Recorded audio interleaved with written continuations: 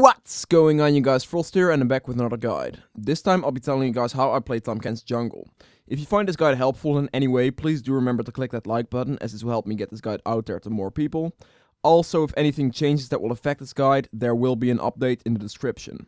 The following subjects will be mentioned in this guide: champion description, abilities, leveling order, runes, masteries, the item build, and the jungle strategy. If you want to go to a specific subject, you can click on it right now.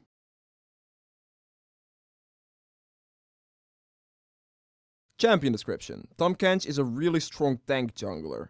Right now there is probably no one better at tanking whilst being able to do insane amounts of damage.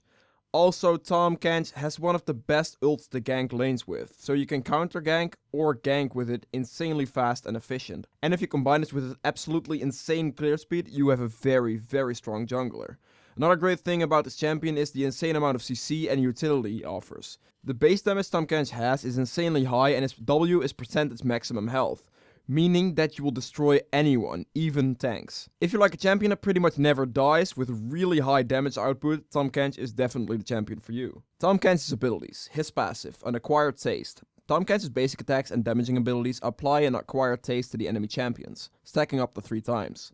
Against enemies with 3 stacks, Tahm Kench's Tongue Lash and Devourer gain additional effects. After 5 seconds, when procced, this passive starts to decay once every 0.5 seconds. Stacking this passive is really easy, and because it lasts so long, you can easily stun the same target multiple times. His first ability, Tongue Lash. After a brief delay, Tahm Kench lashes his tongue in the target direction, dealing magic damage to the first enemy hit and slowing them for 2 seconds. When the target has a fully stacked passive, this skill will also stun for 1.5 seconds. And you can use this ability to hit a minion or monster from long distance and then use your Devourer ability whilst your Tongue Lash is traveling to eat them from a far distance. This skill has a really high base damage and the slow goes up to 70%.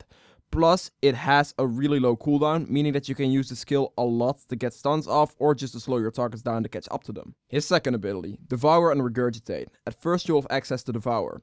Tahm Kench swallows the target enemy minion, monster, or allied champion, making them untargetable and unable to take any actions for a short duration. With your full passive on the target, you can swallow the target, suppressing them and limiting their vision. This will only last for half the time of the regular Devour. Tahm is slowed by 95% when he has an enemy in his belly. When Tahm has someone in his belly, he will be able to use Regurgitate. If the target is an enemy, Tahm will deal equal to a percentage of their maximum health. This is capped against monsters. Minions and monsters are spat for, stopping if they hit a terrain or an enemy. And targets around the spat minion/monster will also take some damage.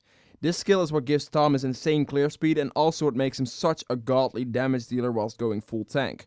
Because at max rank, this skill will deal 32% of the target's maximum health. However, you can't use this skill on Baron, Dragon, or Red and Blue. His third ability, Thick Skin. Tahm Kench stores all damage he takes as grey health on his health bar.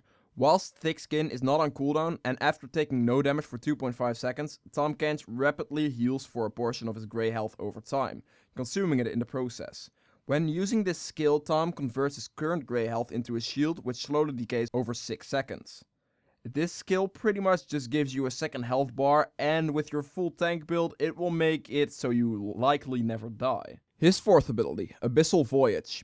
Passively, the skill gives Tahm Kench basic attacks and damaging abilities bonus magic damage. This damage increase scales up with bonus health. Tahm Kench channels for up to 15 seconds, highlighting the path to his intent destination to allies while opening his maw to offer up for one allied champion to come with. Once an allied champion has climbed in, or if Tahm Kench decides to go solo by reactivating Abyssal Voyage, he begins a 1-second channel which, upon completion, blinks him and his ally to the target location, arriving after a 0.5 second delay. Taking damage interrupts Abyssal Voyage, putting it on a 10-second reduced cooldown. Abyssal Voyage cannot be activated whilst his belly is full. This skill is the skill that will offer you the insane amount of damage when going full tank because of the passive.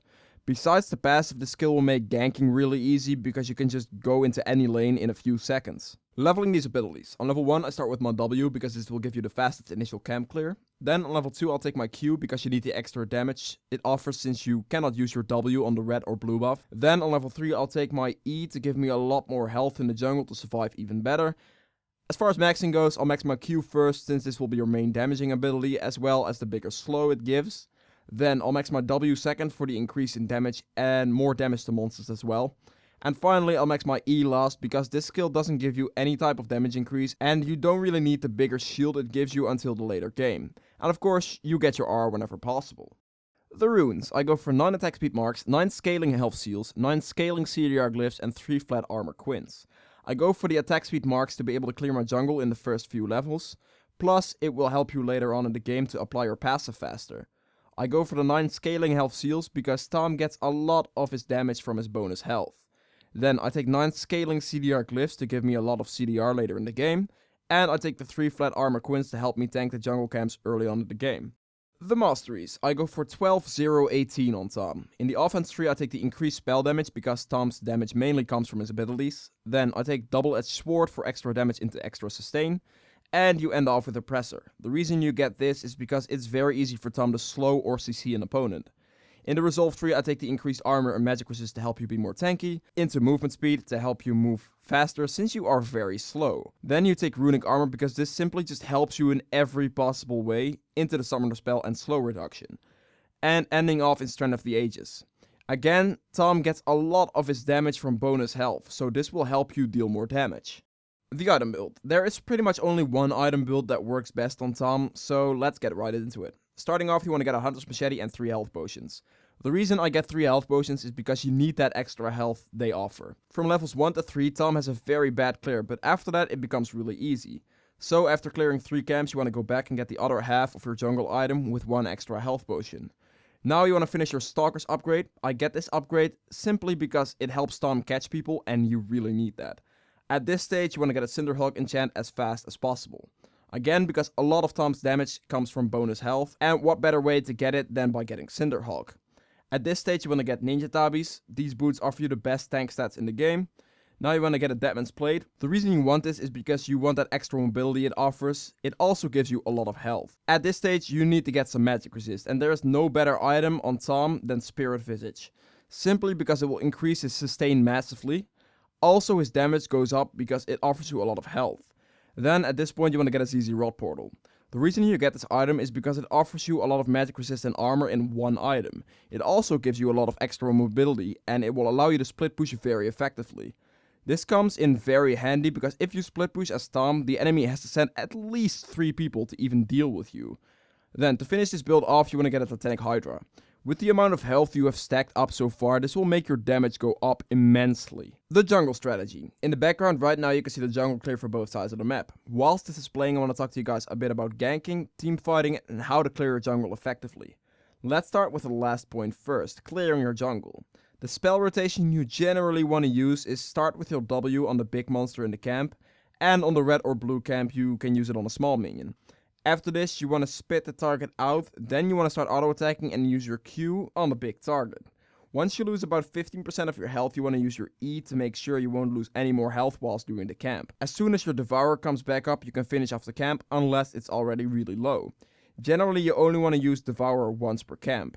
Then, onto ganking. Ganking with Tahm is pretty easy. The way you want to go about it without ult is just, you want to make sure to walk into the lane behind the target and start off with hitting your Q for the slow. Then you auto-attack twice and devour the target. Keep the target in your belly whilst walking towards your turrets so you can put them back into the lane. Then you spit out the target in a certain direction without minions around and instantly Q after them to guarantee the stun into the target. With your ultimate it's pretty much the same concept. And finally, team fighting. All you have to do in team fights is just peel for your carries and make sure they survive. Devour targets that try to get onto them and devour your teammate if he gets engaged upon. Thank you guys so much for watching. If you've enjoyed it or learned anything from it, please do remember to click that like button right below this video as this helps me get this video out there. If you would like to see more guides like this, hit that subscribe button and I'll see you guys next time. Bye!